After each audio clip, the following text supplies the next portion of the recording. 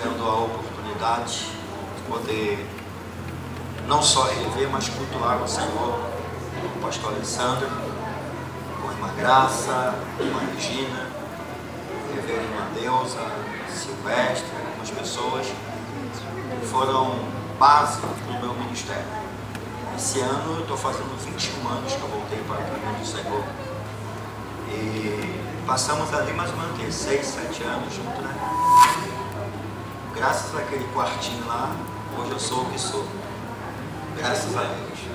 Deus abençoe a todos nessa oportunidade. Amém, irmãos? Uma graça, os irmãos mais íntimos. Depois a gente conversa com mais calma.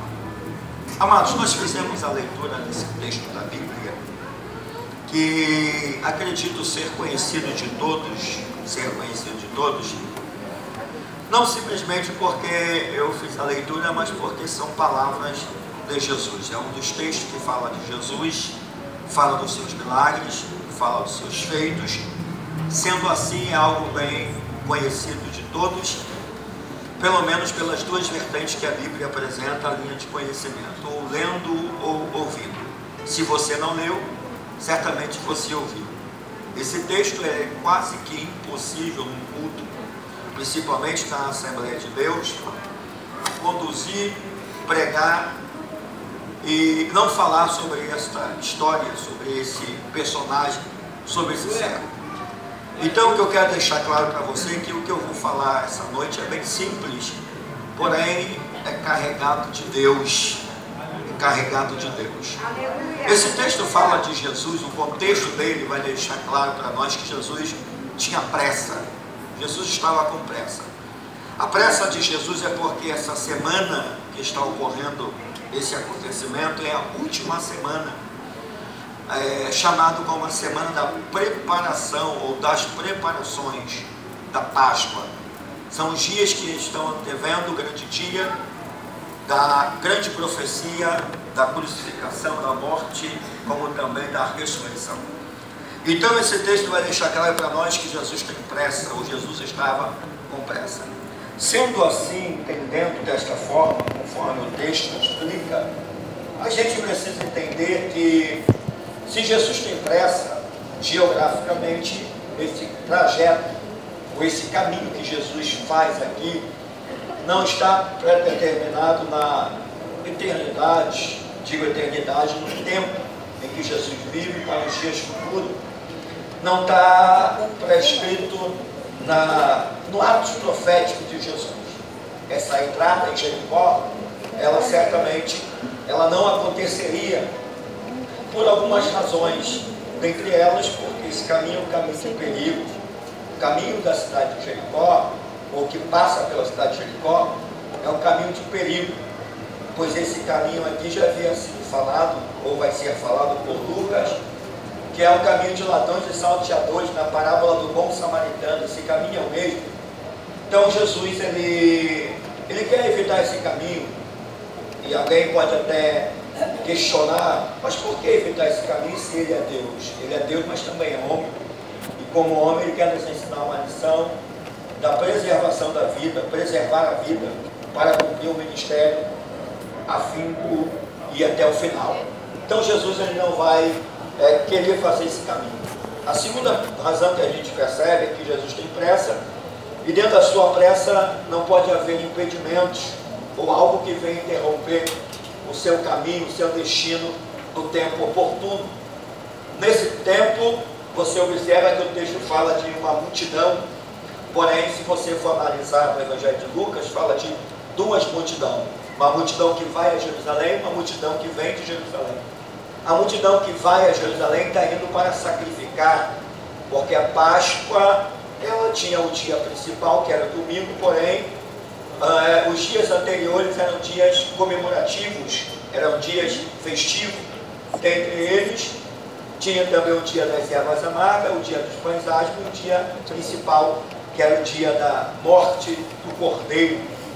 E Jesus, ele tem que trilhar esse caminho, mas ele sabe que esse caminho é de muito acesso, é de dificuldade, é muita gente andando. Então Jesus ele vai evitar esse caminho. Então a gente percebe que caminho que, se você acompanhar com uma geografia bíblica, é o caminho da rota marítima, o caminho marítimo, beirando a praia, no Mar da Galileia, até chegar no centro de Jerusalém. Porém, o texto vai deixar claro para nós que este é o caminho pré-determinado por Jesus para fazer e chegar com mais rapidez lá em Jerusalém, pois no capítulo 8 de Marcos, Jesus mesmo, nas últimas palavras com seus discípulos, em um dos ensinamentos, ele disse que importava que caminhar hoje, amanhã, depois da manhã, para que o profeta não morresse fora da cidade. O que Jesus está falando é que a profecia que está sobre a sua vida, ela tem que se cumprir dentro da cidade de Jerusalém. Então Jesus, ele vem nessa caminhada e ele vai trilhar uma rota, mas a gente percebe que quando Jesus está chegando próximo à cidade de Jericó, ele muda o trajeto. E por que ele muda? Por causa de um homem. Você sabe quem é? O famoso Zaqueu. Jesus entra em Jericó porque Zaqueu deseja o ver. E Jesus então muda o trajeto, passando próximo de Jericó. E é interessante, eu não vou me prender esse detalhe aqui, porque a hora me espera e eu tenho algo para falar para você nessa noite. Jesus então ele entra em Jericó para atender e suprir as necessidades ou as expectativas do Zaqueu, que ele quer ver Jesus. O interessante nessa história é que o Zaqueu só quer ver Jesus. Ver é a capacidade de enxergar. O que Zaqueu quer é ver Jesus. Para ele não importava se no seu ver Jesus passasse e fosse embora, para ele era o suficiente. Mas por que Zaqueu quer ver Jesus? Zaqueu quer ver Jesus simplesmente porque ele ouviu e ele perdeu um dos melhores coletores de impostos que ele tinha. Mateus capítulo 9 fala sobre esse fato, fala da conversão de Levi, o Mateus. O texto vai dizer que ele era o responsável por aquela coletoria de impostos ali na cidade de Nazaré. E você percebe que certamente, se tem alguma coisa que gerou a curiosidade de ouvir ou ver quem é Jesus, foi o fato de que um dos homens mais importantes e também de rico, de muita influência, se entrega ao Cristo simplesmente ouvindo as palavras: segue-me. O texto vai dizer que assim o faz o Levi. Então a gente acredita, e até alguns historiadores acreditam, como Maior Pilgrim, como William Barclay, eles acreditam que o que fez Zaqueu querer ver Jesus era simplesmente o fato de visualizar que homem é esse que tem poder, nas suas palavras, de fazer alguém deixar um cargo importante, deixar a sua posição, simplesmente para seguir um forasteiro, pois era assim que Jesus também era conhecido, um forasteiro, um peregrino, um revolucionário. Mas ninguém via Jesus como Salvador, como libertador, como transformador. Só viam Jesus assim aqueles que vivenciaram o poder da sua palavra, aqueles que presenciaram o poder da sua presença, aqueles que viram que a obra que ele começa, ele termina. Então Zaqueu, alguém acredita que ele quer ver Jesus por causa disso.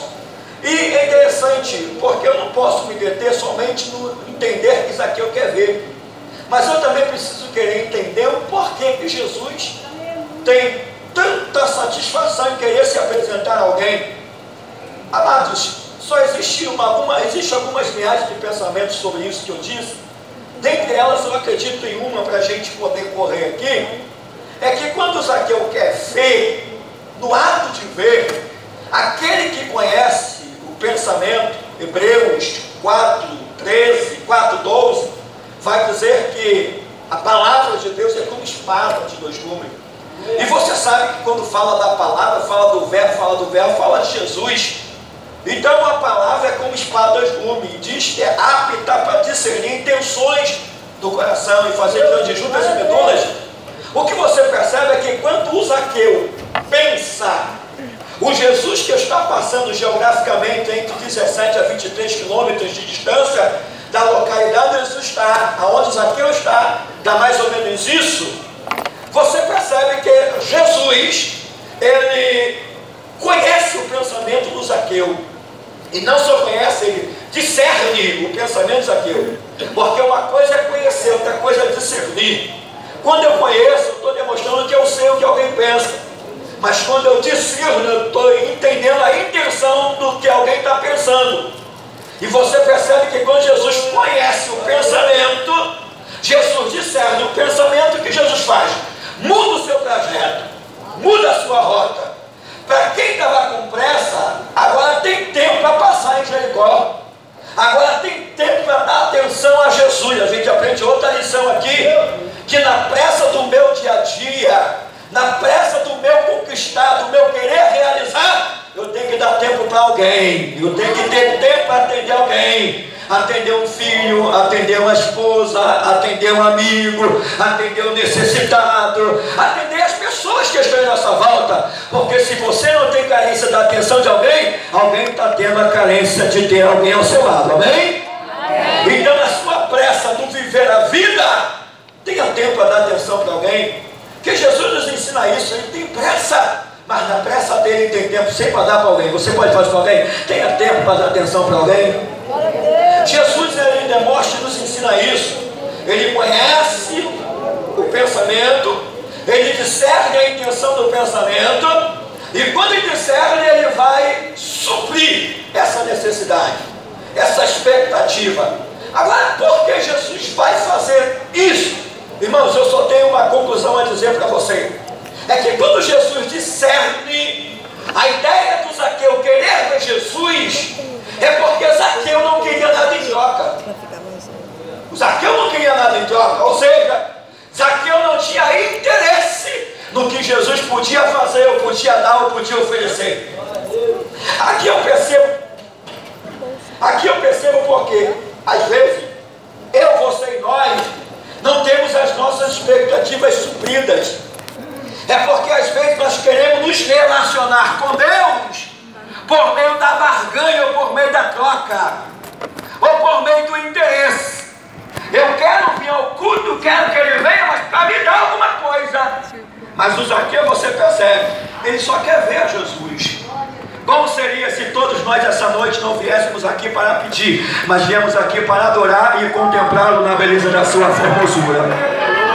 O Zaqueu só queria ver. E eu percebo que quando eu tenho um desejo sincero, um desejo verdadeiro, um desejo sem interesse, irmãos, isso faz com que Jesus mude trajetos. Isso faz com que Jesus mude retas, propósitos. Isso faz com que aquilo que poderia ser o fim, será a oportunidade de um novo começo. O problema é que nós relacionamos com Ele, ou queremos ter Ele em nossa vida, só para receber alguma coisa. Mas eu quero crer que alguém vem aqui só para eu adorá-lo, para eu contemplá-lo, para eu exaltá-lo, para eu bendizê-lo, para enaltecê-lo. Se isso é verdade, levanta as suas mãos e glorifique a Jesus. O Zaqueu só quer ver. Aí o texto vai dizer que